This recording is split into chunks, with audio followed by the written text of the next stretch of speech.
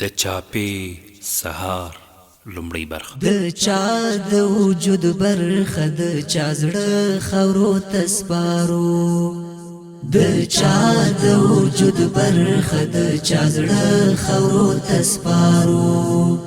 یو ګل د نحمده ونصلي على رسوله الكريم. اما بعد، د فکري جوړښت درنو او قدرمنو اوریدونکو، په دې هیله چې روغ او جوړ به یاست. الله رب العزت مو خوشحاله لره.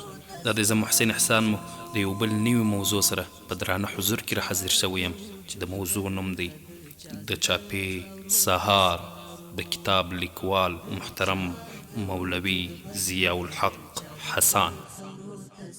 ولې د چاپې سهار؟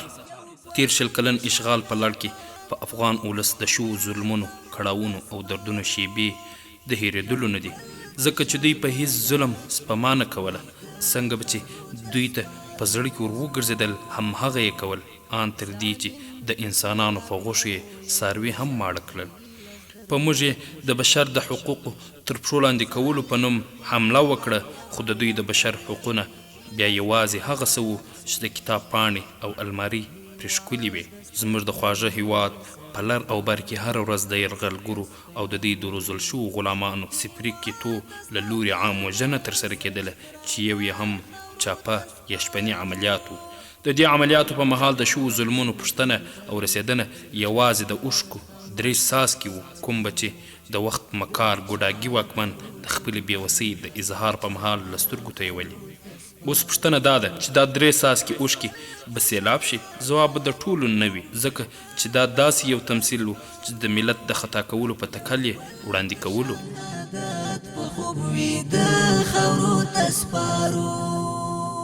که څه هم د سنګر غیږه او مینه لا پخوا ګرمه وه، خو د دې تر څنګ مې د همدې کرغېړنو د ظلم د خوندي کولو لپاره قلم له لاسه لرې نه کړ. د سنګر پاللو تر څنګ مې د قلم څوکه هم تیره ساتله.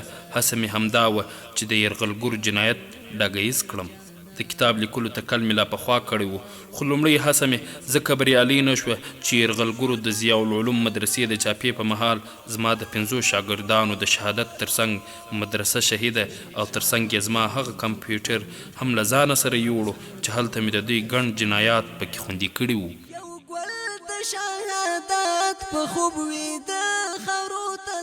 پر لوی خدای جل جلاله مې تکل وکړ. نه ناهیلی او نه ستړی شوم، بیرته مې خپله موخه وڅارله. د دوی ترسره شوو ظلمونو ته د خوندیتوب په موخه مې کتاب لیکلو ته بیا ځل ټینګ عزم وکړ. کتاب ته مې د چاپې سهار نوم ورکړ، ځکه چې د دې عملیاتو سهار به د تیرې شپې د ترسره شوو وحشت په اړه مظلومو ولسونو ته حال معلومولو. یا خو به دوی د چاپې ساحې ته تلل، د شهیدانو په جسدونو به یې سترګې لګېدلې، او د تدفین ترتیب او د ټپیانو د درملنې او بې سرپناه انسانانو سره به یې مرسته کوله، او یا به یې هم د موبایل په لیکه د ترسره شوو وحشت پوښتنه کوله.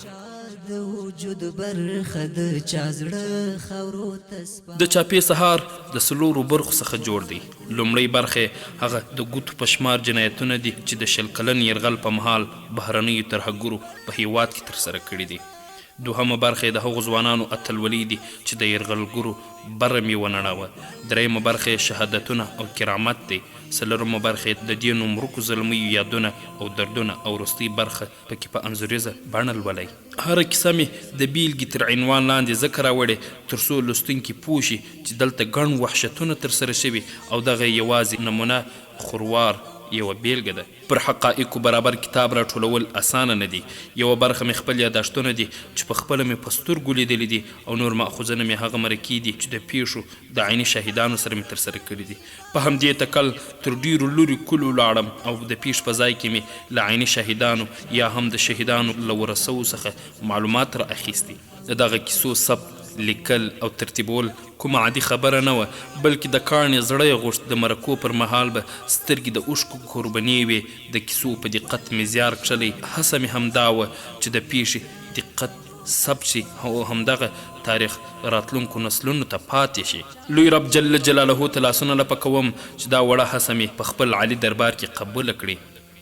د میدان وردګو امنیه قومندان الحاج شیخ الحدیث محمد شریف حلیمي څخه د زړه له کومې مننه کوم چې د دې کتاب لیکلو ته یې وهڅوم دغه راز هر ډول همکاري راسره کړې. شیخ صاحب به تل راته ویل موږ او تاسې باید د یرغلګرو جنایات د تاریخ حافظې ته وسپارو، ځکه که دا ونه لیکل شي زموږ راتلونکي نسلونه به د دوی له جنایاتو نه خبر وي او وایي به امریکایان دلته د بیا رغونې لپاره راغلي وو. په همدې تکل چې دغه جنایت د راتلونکي نسلونو لپاره خوندي پاتې شي دغه لوی کار ته مو مخه کړه تر څو وروستي نسلونه د اشغالګرو اصلي صحرا وپېژني او د دوی له شوم پلانونو څخه خبر شي.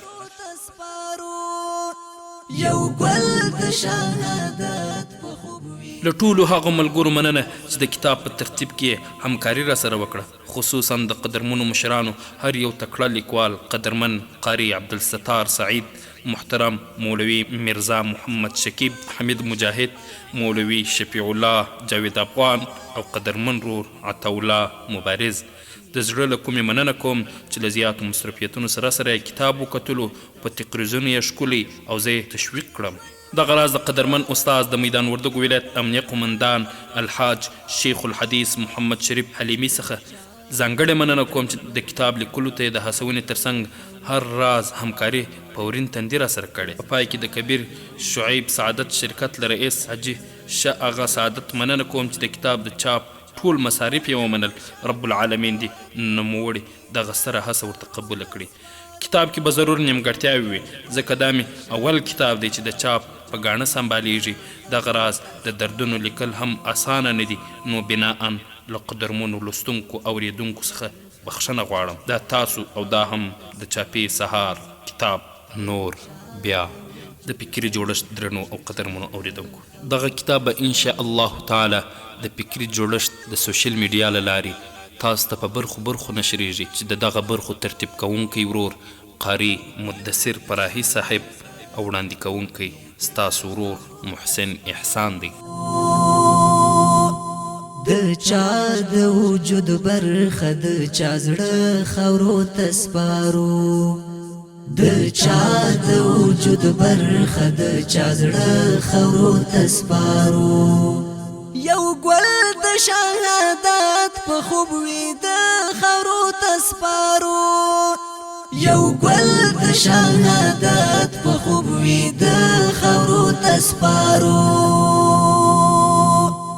ظالم انقلاب یو په یغی لس درنه اخلي، ظالم انقلاب یو په یغی لس درنه اخلي.